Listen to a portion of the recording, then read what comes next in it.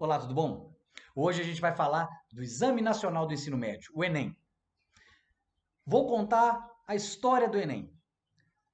Para ficar mais fácil da gente entender, eu dividi a história do exame em três fases. A primeira fase vai de 1998, ano da criação do exame, até 2008, ano em que o Ministério da Educação anunciou que o Enem seria a grande prova de seleção para a entrada na educação de nível superior. A segunda fase vai de 2009 a 2016. 2009, a chamada virada do Enem, isso é dito por vários estudiosos e pesquisadores, até o ano de 2016, quando o Enem vai começar a passar pelo processo de consulta pública. E a partir do ano de 2017 até hoje, o Enem também é resultado de consulta pública. Então são essas as três fases do Enem que nós vamos tratar hoje. 1998 a 2008, 2009 a 2016 e de 2017 para cá. Então, lá em 1998, início da primeira fase, o Enem foi criado como uma avaliação dos alunos brasileiros em nível médio. Era uma avaliação de desempenho. O que o Ministério da Educação queria? Queria avaliar e criar indicadores dado o desempenho dos alunos, tanto da rede pública quanto da rede privada no Brasil. Então, submetia-se a prova a esses alunos, os alunos faziam a prova e o Ministério falava: opa, então a partir desses dados a gente vai criar políticas públicas para aumentar o desempenho dos nossos alunos em nível médio. Isso no primeiro ano. Em 99, já em 99, o Ministério assina uma importante parceria com os Correios e amplia a participação na prova. Então, já em 99, o Enem toma um outro corpo. Nesses primeiros 10 anos, o Enem ele tinha uma cara diferente da que ele tem hoje. O Enem era aplicado num dia só, era uma prova de 63 questões, era dividido por conteúdo, ou seja, por disciplina da maneira tradicional. Então tinha a prova de matemática, a prova de história. Então era um dia só, 5 horas para fazer a prova, prova por conteúdo, tá? Nesses primeiros anos, o Enem ainda é essa avaliação de medição do desempenho dos nossos alunos de nível médio, tanto na rede pública quanto na rede privada. Mas em 2004 aconteceu uma coisa muito importante, foi criado o ProUni, e o ProUni, Programa de Acesso à Universidade Particular, o programa Universidade para Todos, o ProUni condiciona a cessão das suas bolsas. Então, o aluno que queria se candidatar a uma bolsa do ProUni para estudar na universidade particular, fosse uma bolsa integral, fosse uma bolsa parcial, ele precisava fazer o Enem. Então, o Enem passa a ser critério para a cessão das bolsas do ProUni. Então, em 2004, vejam, 6 anos depois da adoção do Enem, da formulação do primeiro Enem, ele passa a ganhar importância enquanto política pública de acesso ao ensino superior. Durante esses 10 primeiros anos, então, há essa ampliação da prova, há a parceria com os Correios, a adoção do ProUni e o Enem como critério para a sessão das bolsas do ProUni.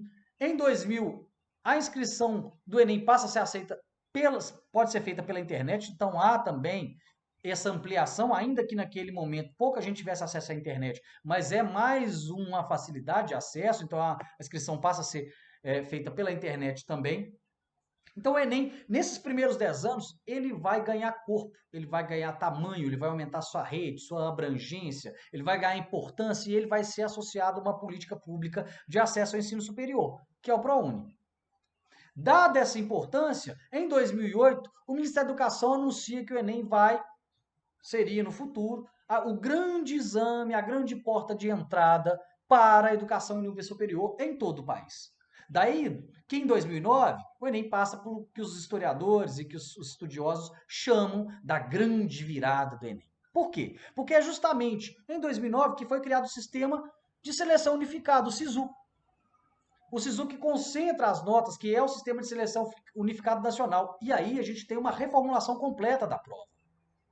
A prova vai ser dividida por área do conhecimento. Cada área do conhecimento com 45 questões objetivas. Então, a prova passa a ter 180 questões objetivas mais a redação. A prova também vai ser reformulada na sua matriz de referência. Essa matriz de referência passa a ser dividida por eixo cognitivo. Cada área do conhecimento vai ter as suas competências e habilidades específicas, mas essa matriz de referência do Enem, ela passa a ser, inclusive, importante referência para a formulação dos currículos em nível médio em todo o país. Então, o Enem passa, ou a sua matriz de referência, passa, inclusive, a ser critério ou ser parâmetro para a construção de currículos no Brasil. É também a partir de 2009 que vai ser adotada a teoria de resposta ao item. Muda-se, inclusive, o critério de correção Deixa aquele modelo tradicional de correção, errou 0, acertou 1, para a gente ter um processo de correção que pretende ser mais adequado ao processo, à prova, à condição do nosso estudante. Então, esse formato que a prova tem hoje, ele começa a ser construído a partir de 2009, a partir da virada no Enem. 2009 é um ano fundamental também, porque é o ano do primeiro vazamento, grande vazamento da prova. Esse vazamento escancarou a importância nacional do Enem. Escancarou a necessidade de haver uma logística profissional de grande escala, porque o Enem era já um dos grandes exames nacionais do mundo. Então vejam, a partir de 2009, no começo da segunda fase, aqui a nossa segunda fase vai de 2009 a 2016, o Enem ganha o formato que a gente conhece hoje, começa a ser formulado como a gente conhece hoje, e isso fica explícita a sua importância. Passa a ser cada vez mais adotado, passa a chegar cada vez a mais lugares, passa a estar presente com políticas de acesso à educação em nível superior, como é, por exemplo, o ProUni. Em 2010, vejam, um ano depois, em 2010, o Enem passa a ser pré-requisito para o aluno ter acesso às bolsas do FIES, que é o financiamento estudantil do Fundo Nacional de Desenvolvimento da Educação. Então, nesse ano de 2009, em 2010, o Enem de fato se torna o grande exame nacional para a entrada em educação em nível superior. Já em 2013, o Enem torna-se definitivamente a única porta de acesso para a educação em nível superior nas universidades e faculdades públicas em todo o país. Então, em 2013, o Enem é a grande porta de entrada de todos os alunos ou todos os candidatos que gostariam de cursar um curso de graduação nas universidades públicas do país, nas instituições públicas de ensino. Então, a partir de 2013, o Enem é esse exame fundamental. Então, essa fase de 2009 a 2016 é a fase da consolidação do exame como uma prova nacional para a entrada e acesso à educação de nível superior e a políticas públicas de acesso à educação em nível superior. Em 2016, e é por isso que é o marco aqui da nossa segunda fase, 2016 para 2017, a consulta pública. Veja, a sociedade passa a interferir na feitura da prova.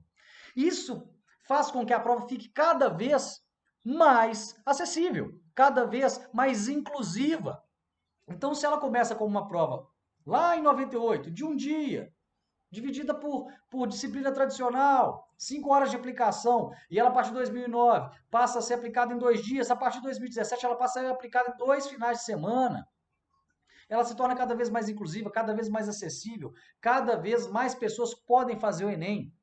Então, em 2018, ela assume a característica que a gente tem hoje, que ela vai ser aplicada em 2 finais de semana.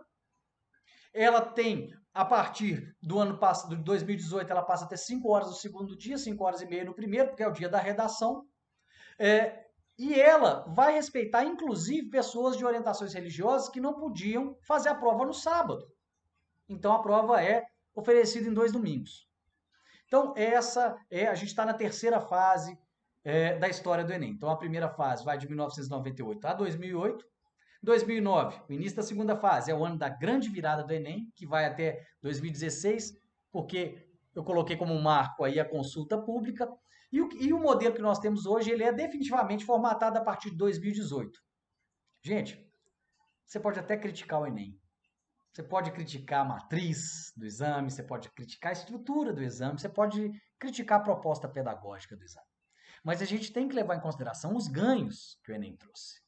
O Enem é uma política pública que garante ou que promove o acesso à educação em nível superior a um grande número de brasileiros e brasileiras. Lá em 98, antes de 98, como foi o processo que eu passei, para você se candidatar a uma vaga, você tinha que fazer o vestibular daquela faculdade. O Enem passa a ser a prova única. O Enem garante o acesso para gente que não tem condições de pagar as inscrições daquele grande número de vestibulares. A pessoa pode fazer uma prova só. O Enem, ele nasce como uma avaliação de estudante, mas passa a ser uma política pública de acesso à educação. Passa a ser uma política inclusiva de acesso à educação. É a porta principal de entrada no nível superior no país. Está ligado ao ProUni, está ligado ao SISU. Garante o acesso aos surdos à feitura da prova. Garante a pessoas que têm religião que guardam o sábado a feitura da prova. Garante que as pessoas que querem ter o seu nome social reconhecido sejam reconhecidas. O Enem é uma prova que reconhece o nome social das pessoas.